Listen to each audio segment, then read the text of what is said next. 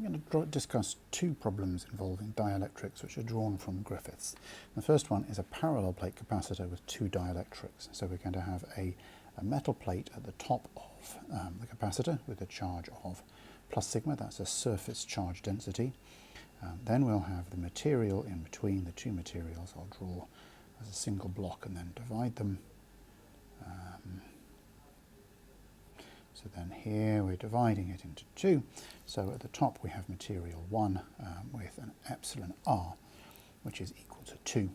And at the bottom we have material 2 with an epsilon r, which is equal to 1.5. They have the same thickness, which we could call A if we were worried about it.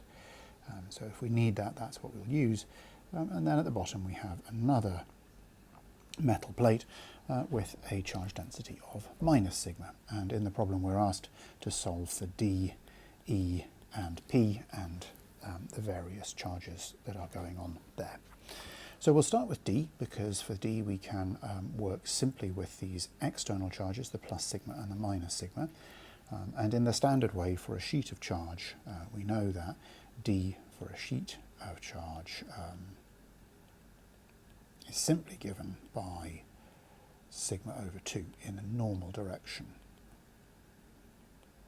You can find that by using a Gaussian surface, so you put a box around the sheet of charge and you use the standard arguments that are covered in other videos. So what that means is that at the top of our material, at the top of our capacitor where we've got plus sigma, we're going to have a D field pointing up like this, but also a D field pointing down like that on the other side of the sheet of charge, and that difference in D is sustained by that charge.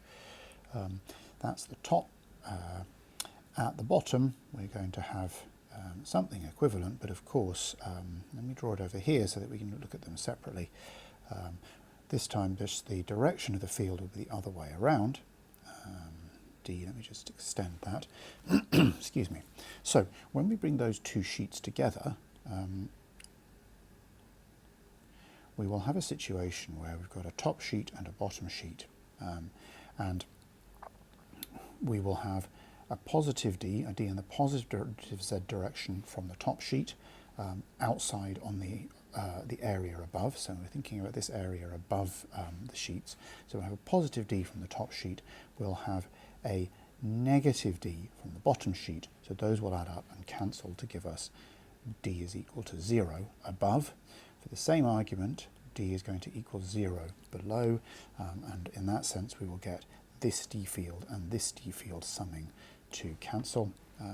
And in between we will have D is equal to minus sigma in the Z direction. Let me redraw that Z. And that's because we've got this D and this D summing. So that's the D field. It will be uniform and it will be pointing in the minus Z direction. What about E? Well, we know that for a linear isotropic homogeneous material we can write D as E is equal to D, let me just change that vector sign, D divided by epsilon naught epsilon r. So E is going to equal minus 1/2 sigma, no, not minus 1/2 sigma, minus 1 over 2 epsilon naught sigma in the Z direction.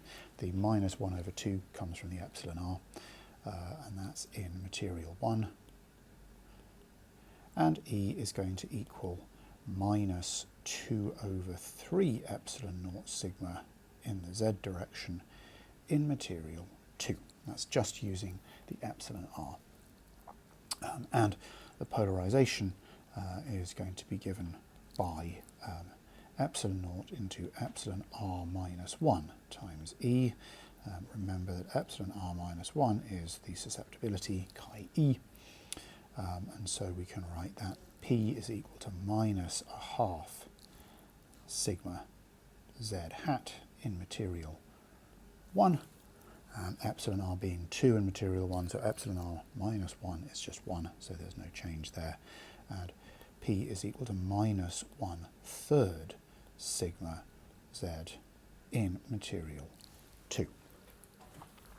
We can then think about the polarisation charges. Since P is uniform, we can immediately state that rho p, which is minus the divergence of p, is equal to 0, and sigma p is given by various values. So it is equal to sigma over 2 at the top of material 1. It's minus sigma over 2 at the bottom of material 1. It's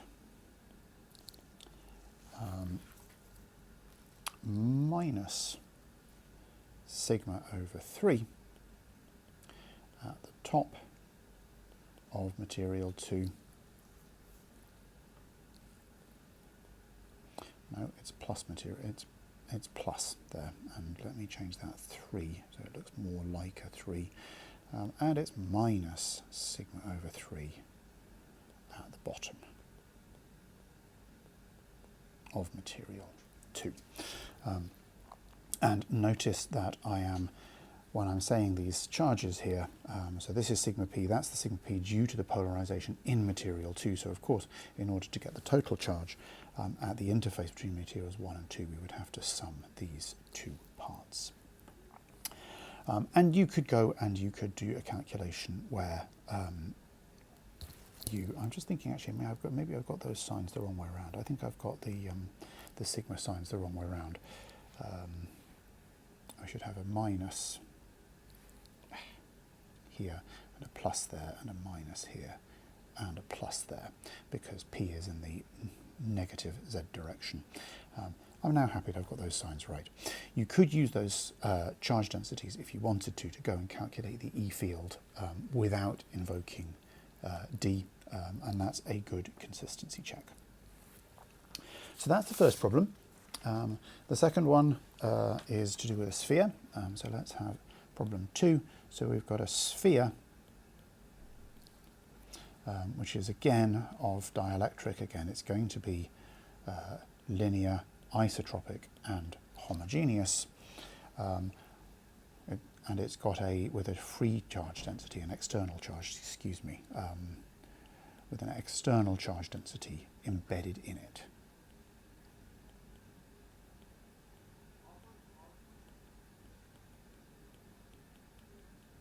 So the sphere has radius capital R,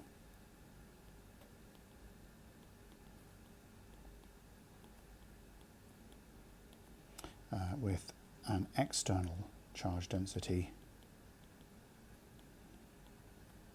Now remember, external density is charge we've added from outside the dielectric, rho E, and it will have a dielectric constant, a relative permittivity of epsilon r. And the question is, what are the fields?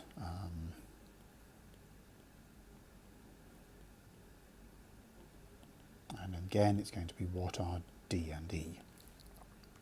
Let's start with D because it's going to be simpler. We will consider a spherical surface. Since we have a uniform external density, I didn't put that there, but it was implied. There's going to be spherical symmetry. So we know that D is radial and can only depend on the radial coordinate, little r. So if we take a spherical surface of radius little r, then we can do a standard Gauss's law integration, and we have the following. So we have the closed surface integral of d dotted with n dA is going to equal the volume integral of rho E dV, and I'm assuming at the moment that little r is less than capital R, in other words we're inside the sphere. So since D has only got a radial component and only depends on the radius, that means we can take it outside the surface integral. So we have the following, we have dr times the closed surface integral of the sphere is equal to 4/3 r cubed times rho. Now, of course, the surface area of a sphere is simply 4 pi r squared. So we have dr times 4 pi r squared is equal to 4/3 pi r cubed rho, which implies that the D field is simply equal to R over 3 times rho, these should all be rho E's, rho E, in the radial direction. And of course, because it's a linear dielectric, that implies that the electric field is R over 3 epsilon naught epsilon R times rho E in the radial direction. What happens if we go to R, little r greater than capital R? Well,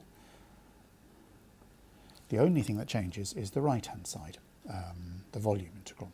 So in this case, we would have the same thing. We've got dr multiplied by 4 pi r squared, that's the surface area of our integration sphere, is equal to 4/3 pi capital R cubed rho E. We've only got a capital R there because our sphere is only of radius capital R, and therefore D is equal to rho capital R cubed over 3 r squared in the r hat direction, and E is therefore equal to rho capital R cubed over 3 epsilon naught r squared in the r hat direction.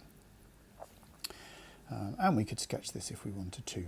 If we were to sketch D against little r dr, then we would find we have some kind of linear increase until we reached the sphere, and then we would have a 1 over r squared fall off. What about boundary conditions? Well, we can see that D is continuous. That is, that the value of D and the direction of D does not change at the boundary between the sphere and the vacuum surrounding it, where E is discontinuous. And E is discontinuous because of a surface polarisation charge density at the surface of the sphere. And that's something that we could, if we wanted to, work out. We would simply use the fact that E is proportional to P to calculate the polarisation, and then take P dot n, and we would find that the difference in E, the jump in E when we reach the surface of the sphere, was given by that polarisation charge density. So that's a couple of relatively simple examples of how to do calculations using D and E. I hope that you found them helpful.